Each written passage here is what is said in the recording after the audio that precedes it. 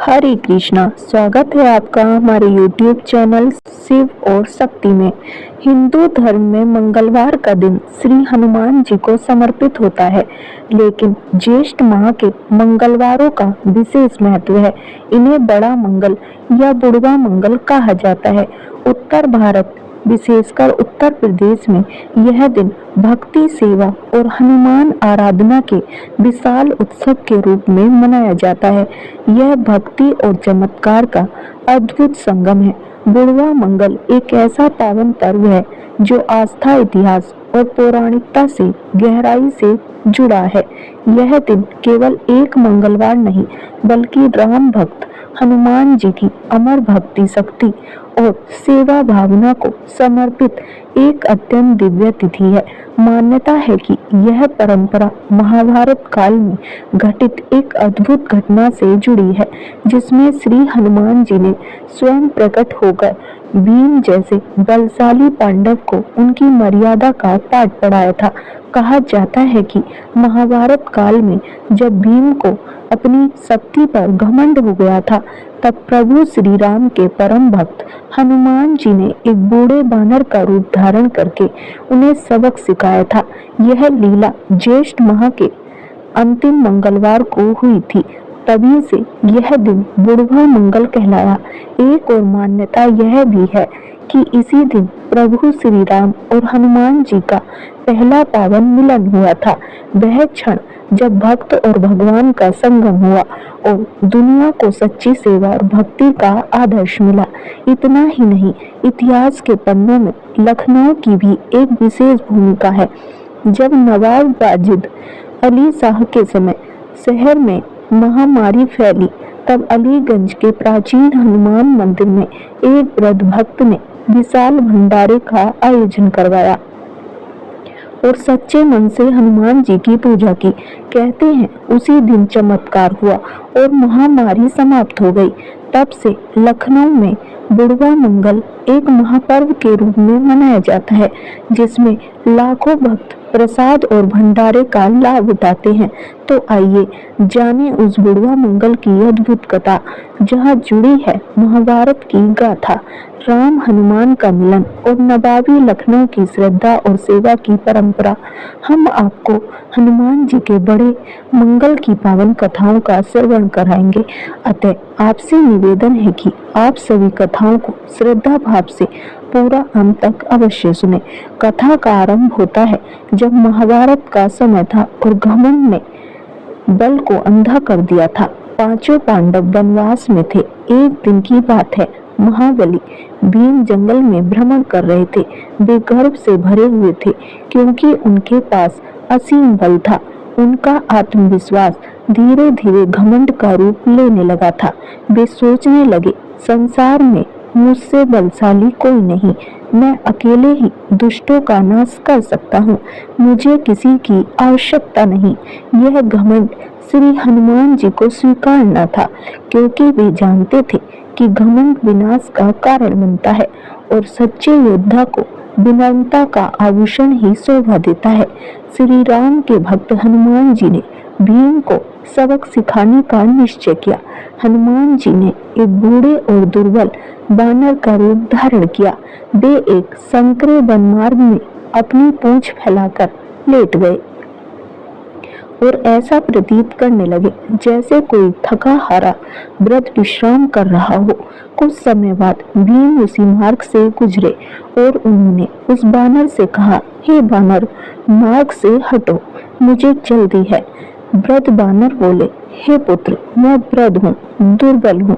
मेरी पूंछ यदि रास्ते में है तो तुम स्वयं उसे हटा लो। भीम को यह सुनकर क्रोध भी आया और अवसर भी। उन्होंने सोचा, मैं तो गदा धारण करने वाला बलशाली भीम हूँ, एक बूढ़े बानर की पूंछ क्या चीज है। उन्होंने पूंछ को हटाने के लिए हाथ लगाया, किंतु पूंछ टस से मस नहीं हुई। भीम ने अपनी पूरी ताकत लगाई, पर हनुमान जी की पूंछ जैसे पृथ्वी से जुड़ गई थी। अब उसका घमंड चूर चूर होने लगा। वह समझ गया कि यह कोई साधारण बानर नहीं है। हाथ जोड़कर उसने पूछा, हे बानर राज, कृपा कर अपने वास्तविक रूप में प्रकट हो। आप कौन हैं? तभी वानर रूप बदल गया और श्री राम भक्त हनुमान जी ने अपना दिव्य शरीर प्रकट किया। भीम उनकी दिव्यता देखकर अवाक रह गए। हनुमान जी मुस्कुराते हुए बोले, हे भीम, तुम महाबली हो, पर शक्ति का घमंड यदि बढ़ जाए तो विनाश का कारण बनता है। बल को शक्ति और विनम्रता से सजाओ, तभी वह धर्म के लिए उपयोगी होता है। भीम ने दंडवत प्रणाम किया और क्षमा याचना की। हनुमान जी ने उन्हें गले लगाया और आशीर्वाद दिया, जब महाभारत का युद्ध होगा तब मैं अर्जुन के रथ के ध्वज पर विराजमान रहूंगा और पांडवों की रक्षा करूंगा। यह अद्भुत लीला ज्येष्ठ माह के मंगलवार को घटित हुई थी। तभी से यह दिन बुढ़वा मंगल कहलाने लगा, क्योंकि हनुमान जी ने बूढ़े बानर के रूप में प्रकट होकर धर्म की रक्षा की थी। इसी दिन से यह मान्यता बन गई कि जो भक्त ज्येष्ठ मास के मंगलवार को हनुमान जी की सच्चे हृदय से पूजा करता है, उसे बल, बुद्धि और संकटों से मुक्ति मिलती है। एक अन्य मान्यता के अनुसार श्री राम और हनुमान का प्रथम मिलन इसी दिन हुआ था, जब श्री राम लक्ष्मण सहित सीता की खोज में वन वन भटक रहे थे। तब ऋषमुख पर्वत पर हनुमान जी ने पहली बार प्रभु को देखा और पहचान कर उनके शरणागत हुए। यह प्रेम, सेवा और समर्पण का शुभारंभ था और इसे भी बड़ा मंगल के रूप में स्मरण किया जाता है। बुढ़वा मंगल एक विशेष दिन होता है जो भाद्रपद महीने के अंतिम मंगलवार को मनाया जाता है। इस दिन श्री हनुमान जी की विशेष पूजा होती है और मान्यता है कि इस दिन जो भक्त हनुमान जी की सच्चे मन से आराधना करता है, उसके सारे कष्ट दूर हो जाते हैं, चाहे वह किसी भी उम्र का क्यों न हो। इस पावन पर्व के पीछे एक अत्यंत रोचक और भावपूर्ण कथा जुड़ी हुई है। यह उस समय की बात है जब भगवान श्री राम ने रावण का वध कर माता सीता को लंका से मुक्त कराया और अयोध्या लौटकर राज्याभिषेक करवाया। संपूर्ण अयोध्या दीपों से जगमगा रही थी, हर्षोल्लास और आनंद की वर्षा हो रही थी। श्री राम का वनवास समाप्त हो चुका था और सीता जी पुनः रानी के रूप में प्रतिष्ठित हुई थी।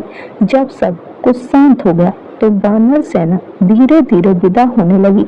वानर बालिका, पुत्रागत, नल-नील, जामवंत और अन्य सभी योद्धा अपने नगर लौटने लगे, पर एक थे जो कहीं नहीं गए, हनुमान जी।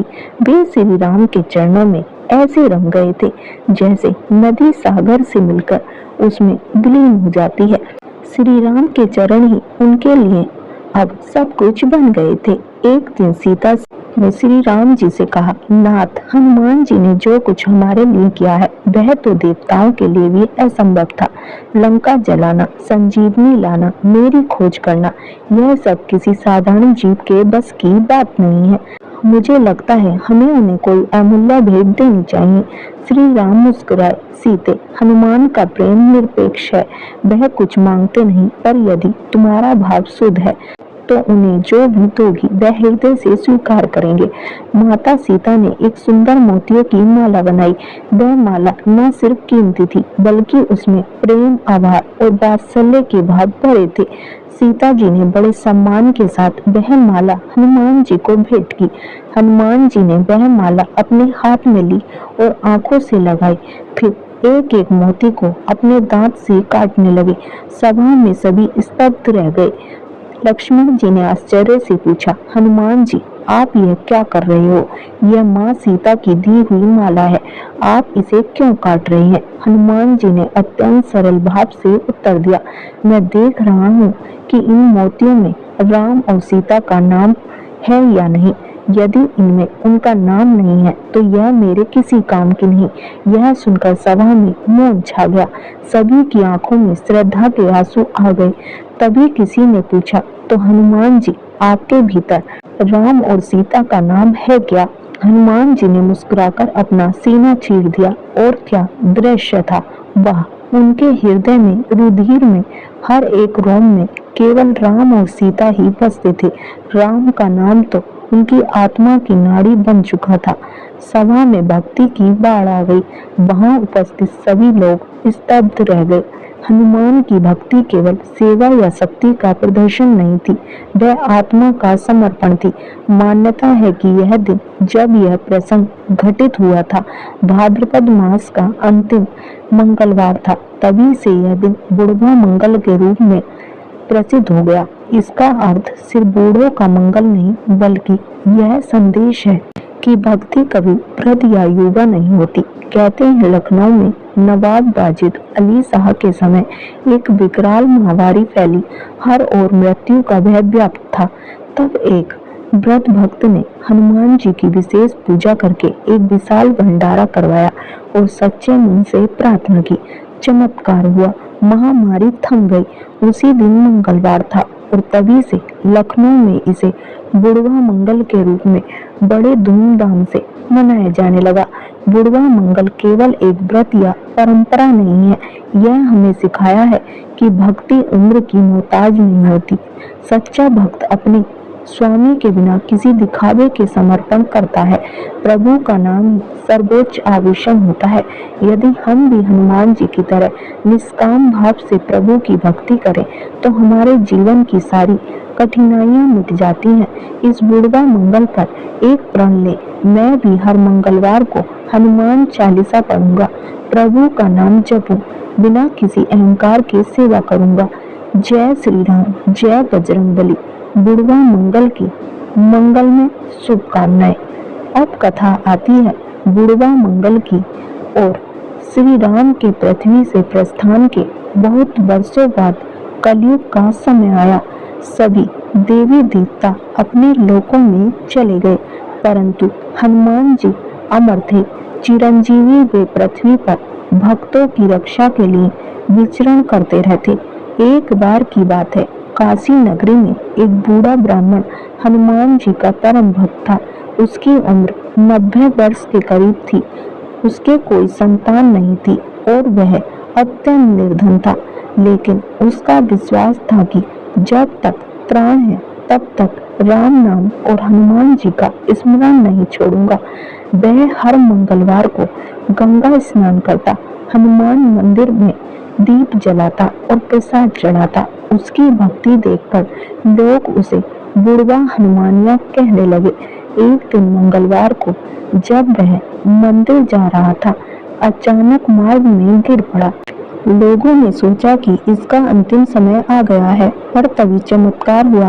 एक वृद्ध पर अत्यंत तेजस्वी पुरुष वहां आए। उन्होंने उसे उठाया, गंगाजल पिलाया और कहा, भक्त उठो, अभी तुम्हारा समय नहीं आया। बूढ़ा ब्राह्मण उठ बैठा और हैरानी से देखने लगा। वृद्ध व्यक्ति अदृश्य हो गए। वह समझ गया यह स्वयं हनुमान जी थे। उस दिन मंगलवार था, भाद्रपद मास का अंतिम मंगलवार। तभी से यह दिन बुढ़वा मंगल के नाम से प्रसिद्ध हो गया। बुढ़वा मंगल पर मान्यता है कि इस दिन कोई भी सच्चा भक्त, चाहे वह बूढ़ा हो, गरीब हो या असहाय, यदि वह हनुमान जी का ध्यान करता है तो हनुमान जी स्वयं उसकी रक्षा करते हैं। कई लोग इस दिन उपवास रखते हैं, मंदिरों में जाकर दीप प्रज्वलित करते हैं और हनुमान चालीसा का पाठ करते हैं। बुढ़वा मंगल हमें यह सिखाता है कि सच्ची भक्ति का कोई मूल्य नहीं, कोई उम्र नहीं। जब तक जीवन है तब तक प्रभु का स्मरण करते रहो। हनुमान जी की कृपा जिस पर हो जाए, उसके जीवन का संकट चाहे कितना भी बड़ा क्यों ना हो, समाप्त हो जाता है। बुढ़वा मंगल की कथा हमें यह सिखाती है कि बल का गमन सबसे बड़ा अंधकार है और विनम्रता ही शक्ति की सच्ची पहचान है। हनुमान जी के जीवन में जहाँ अपार बल है, वहीं उनके चरणों में अद्भुत भक्ति और नम्रता भी है। यही गुण उन्हें अमर बनाते हैं।